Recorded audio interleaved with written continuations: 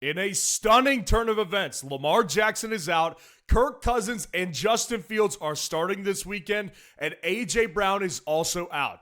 This is why I wait until Saturdays to run through every single matchup to find the must-start and sit wide receivers in fantasy football. So we're doing it for Week 8, and I'm one of the only fantasy YouTubers who waits till Saturday to give you this type of video to help you win. So make sure to go down there, drop a like on the video, and subscribe to the channel to show your support. Now, in our first matchup here, I'm so grateful that this is not an overseas game, and it's just a normal noon scheduled game, and I can sleep in, not have to watch a garbage overseas game, but this game should be interesting, honestly. Miami Dolphins and Atlanta Falcons, I actually think has big scoring upside and a lot of fantasy upside.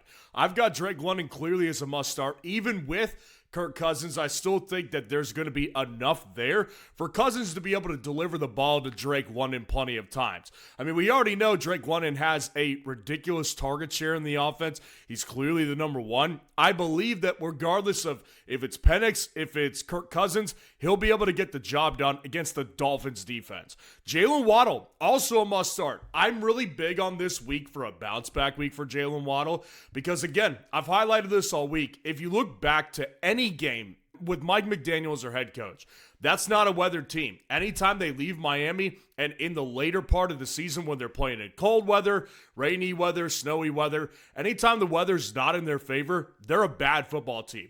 And they couldn't do anything against Cleveland last week because of that. Jalen Waddle in this dome game, I think actually has a bounce back game. I've got him as a must start. And I would say Darnell Mooney is a relatively good flex option. I will remind people of this.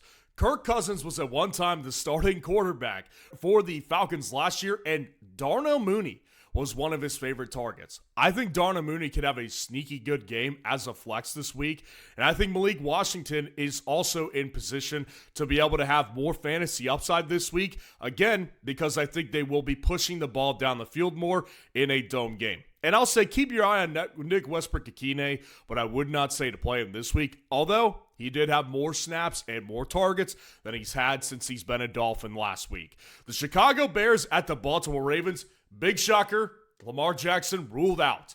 So it will be Tyler Snoop Huntley, which of course is going to affect this outcome of the game and the wide receivers for fantasy. Rome Odunze is still a must start. I think I'm doubling down on the bounce back potential, and especially against the Ravens defense, I want the matchup. Zay Flowers, I'm not going to say that he's a bad play still. I still think if you look at the weeks that they played Cooper Rush, his target share was very consistent. That's because Lamar is a little less consistent with targeting wide receivers, and he's more of a tight end thrower, and I don't think these other quarterbacks are. So I think Zay Flowers probably gets around 6 to 10 targets in this game and is a fine flex option, and one I would still play over DJ Moore, although they're very close. This is probably a good one to post on FS Roundup as a start-sit poll to see where the majority of people are leaning, because I'll take Zay and the target share versus DJ Moore, who's very inconsistent, but I do think is obviously in the better matchup.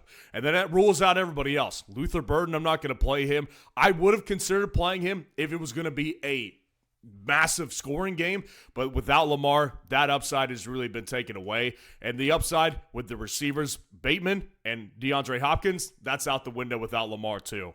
The New York Jets at the Cincinnati Bengals, another weird one because Justin Fields, after being trashed by his owner this past week, is going to start for this team. Yeah, it's crazy out there. Jamar Chase is obviously a must-start against the Jets. This is a great matchup. T. Higgins is a high-end flex play. Josh Reynolds, he's like questionable to go. He may not go. Breece Hall is questionable. Obviously, Garrett Wilson's not going to play. Mason Taylor also banged up. If Josh Reynolds plays, based on last week, it would indicate that he's probably the number one, so he would be the guy that I would want. Now, if he doesn't play, Tyler Johnson, probably the second best option. They're both mid-tier flexes only because they could be the only guys there. But, of course, Justin Fields' confidence is at an all-time freaking low. I feel bad for the guy a little bit. But I don't know, man. It's just a mess over here in the Jets. I would try to avoid their options if at all possible. The Buffalo Bills at the Carolina Panthers is less messy, but still a little messy. So Bryce Young is not playing in this game. It's Andy Dalton and Josh Allen and the Bills coming off a bye week. makes me want to believe that the Bills will play good football this week. Ted McMillan is definitely the best play. Wouldn't call him a must start because we don't know what Andy Dalton's tendencies are. Now, I will say this. He has a tendency to like Xavier Legette last year and this year. So I will say Legette is definitely in startable territory this week as a mid-tier flex option. But Ted is still obviously the highest upside guy. And then Khalil Shakir and Keon Coleman. They're both guys that obviously every single week can make a statement play, but in any matchup, doesn't matter the matchup, you can't really fully rely on these guys. If Dalton Kincaid misses, which as of the time of this filming is still questionable, Khalil Shakir is definitely a better play than Keon Coleman because he'll be their consistent, steady target. But as of now, assuming Kincaid plays, I'll say that they're both really closely ranked as mid-tier flex options.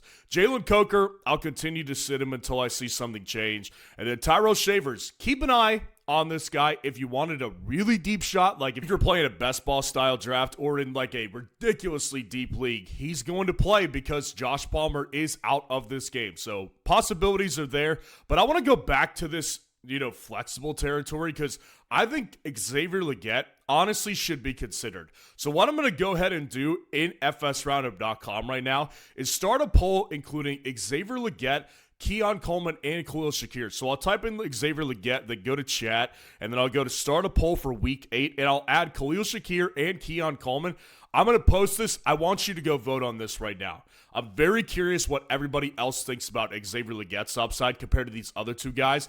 It's free to vote, free to make your own poll, so make sure to go there, start a start-sit poll for yourself, and vote on everybody else's. And if you want access to my top 250 rankings on a weekly basis, that is behind the premium subscription, which drop from $8.88 a month to $6 per month. Because also, you get the waiver wire tool that automates your waiver process. You also get access to the comparison features and the league sync up on the site, all for $6 a month. League winning tools we're talking about here for $6 a month, guys. You need to jump on it.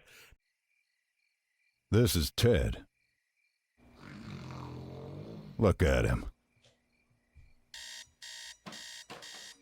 Ted desperately needs to pick up a new running back, or his fantasy team is toast. For the 3rd year in a row.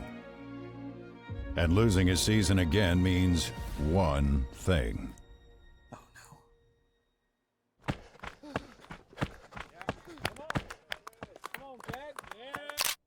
Don't be Ted.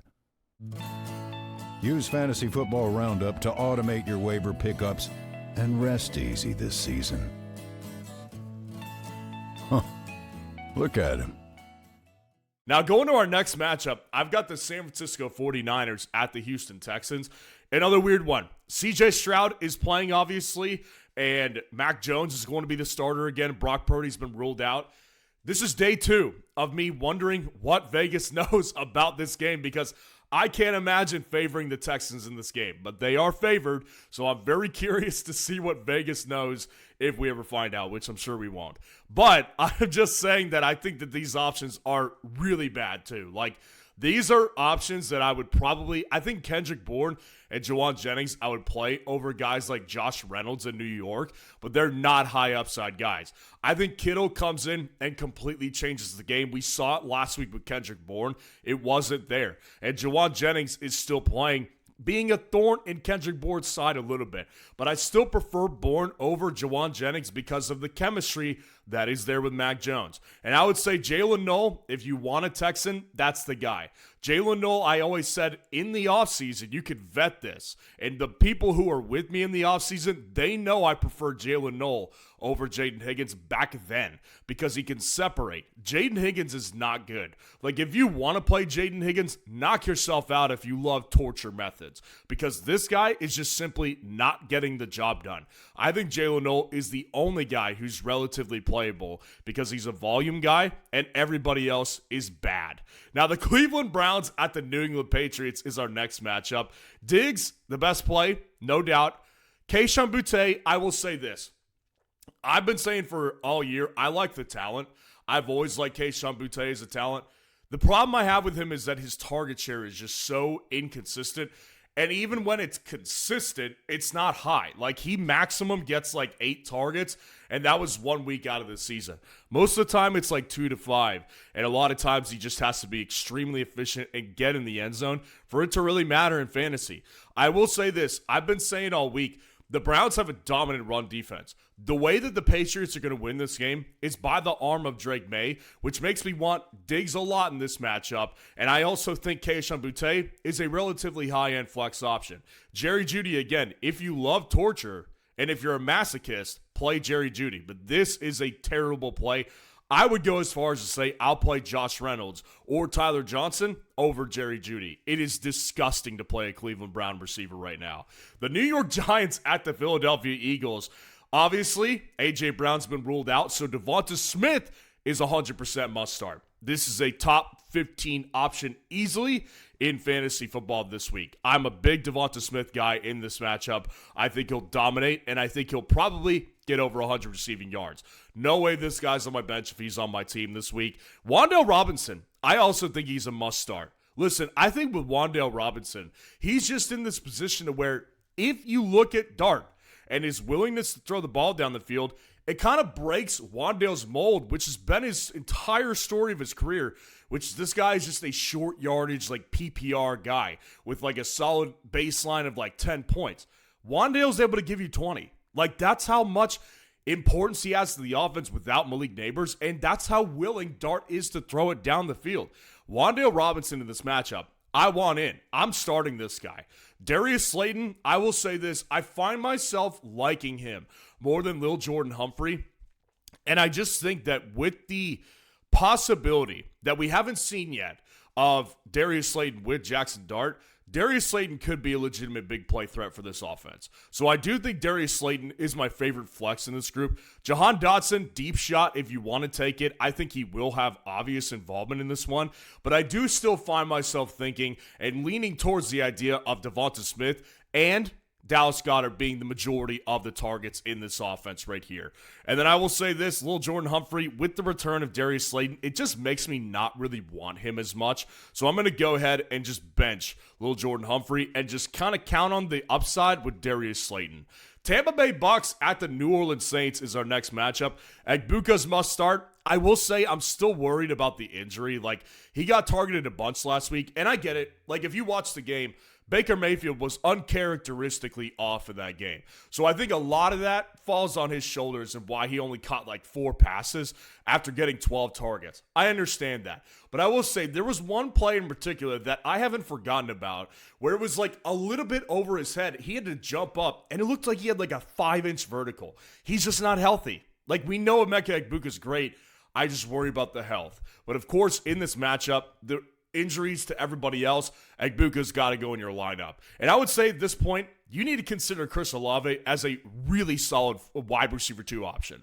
Like, Chris Olave is getting tons of targets on a weekly basis. They're pushing the ball down the field with Olave more. So I think in this matchup versus the Bucs, I'm going to play Chris Olave. Rashid Shaheed, probably my favorite flex option in this matchup right here. Big play is always there, and he has a pretty stable target share as well. And then the 2 Tampa wide receivers, Tez Johnson, Sterling Shepard, pretty high upside flex options here. Tez Johnson is always a touchdown threat, and Sterling Shepard is more of a volume guy. That's more similar to like a Wan'Dale Robinson or a Josh Downs type. I don't think he's a great play, but definitely based off volume and Baker, I think that he can be played in a lot of situations. In 12-man leagues, for example. Man, and I got to tell you, like, I don't know what to do with these Tennessee wide receivers. Chimere Dike is looking like the number 1, but that can change on any weekly basis. All I know is that Elick Amanor has really fallen out of favor in this offense, and Van Jefferson, I just don't think is a good enough player. So that just kind of by default makes Chimere Dike the guy, because they're going to be trailing in this matchup early. They're going to need to throw the ball. So I would play him over Josh Downs. I'd play him over Alec Pierce because they're just going to have this small window to where if they don't capitalize on opportunities while they're up like 14-0, then they're not going to get it because they're going to eventually be winning this game 28-3, and they're not going to need to throw the ball enough. So yeah, they're flexible, mid-tier flex options, but I would prefer to play Chimere Dike in a negative game script where they have to throw over 2 wide receivers who are going to be on a team that's going to be absolutely boat racing them. Now, our next matchup interesting one. Dallas Cowboys at the Denver Broncos. Obviously, this matchup could be very high scoring, and I think that all three of these wide receivers must be played. CeeDee Lamb, George Pickens, Courtland Sutton. All of them need to be in your lineup this week. I will say, been saying all week, CeeDee Lamb, the only thing that worries me is Pat Surtain. I believe he will spend 90% of his time at least on CeeDee Lamb this week. I don't care if CeeDee's in the slot or what. They're going to make sure that Pat Surtain is covering CeeDee Lamb in this one for the majority of this game. That's the only reason I don't love CeeDee Lamb this week. And Pickens actually gets a bump up in this matchup. I think if it were any other cornerback, like for example, if they were playing against like Marlon Humphrey of the Baltimore Ravens, like I wouldn't worry as much about CeeDee, and George Pickens would be below Courtland Sutton. But since the Denver Broncos have Pat Surtain, and I think he'll spend the majority of his game on CeeDee Lamb, I think George Pickens is a better option. But I will say, their second corner, Moss, he's good too. I think that this offense is just too high-powered to ignore. And that's the reason CeeDee Lamb is never going to be a SIG guy, because he's a top-tier player in this league, and Pickens has just done too well in this offense. But Sutton, on the other hand, this could be a massive explosion week. I mean, this guy is the wide receiver one in the offense already. They're playing the Cowboys, who are beaten and battered in the secondary, and just not a good defense already. I'm playing Sutton 100% of the time. And I'll say this, like Troy Franklin, I consider a pretty decent flex option because he's become clearly the wide receiver two for the most part. But I will say Marvin Mims Jr., this is a week where I think you could flex him because of the matchup upside. Like if they're playing a team like the Titans where they don't need to score much, it doesn't make any sense to play a guy like Marvin Mims. But in this kind of matchup where they need big plays and they need to keep pace, I think Marvin Mims Jr. is a fine flex option to take if you're in need of a deep shot or just a Hail Mary upside play at your flex spot this week. I think he can provide it for you this week. Our Sunday night matchup, which I think can be very high scoring as well, Green Bay at Pittsburgh. DK Metcalf, for that reason, I'm going to say he's a must start this week.